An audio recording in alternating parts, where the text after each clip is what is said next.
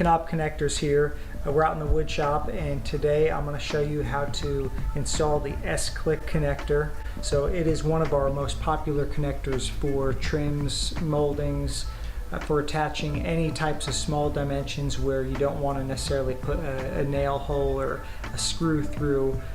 It's a self-tightening connector. Today I'm going to show you how to install the piece of chair rail on the chair rail backer, just like this one you see here. It has no holes in it, no need for puttying, so of course saving time and labor. So let me go ahead and I'll show you how to do that.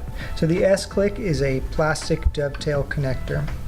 You've got a hole in the center, and it's attached by using a 3x13 panhead screw.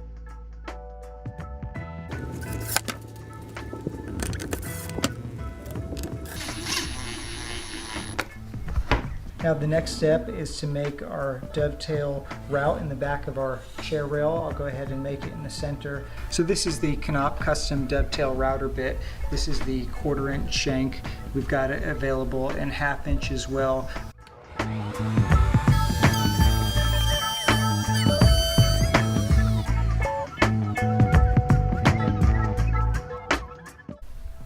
So the last step is to snap in our chair rail into the backer. So I'll hold it right on the edge, that way you can see how it goes in.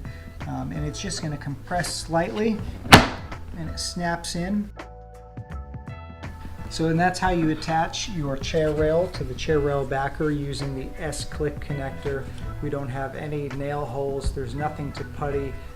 Overall it's going to save you your time, your labor, your overall costs at the end of the job. So that's how you use the SClick connector for snapping on trims and moldings. You can get it at knobconnectors.com. Thanks for watching.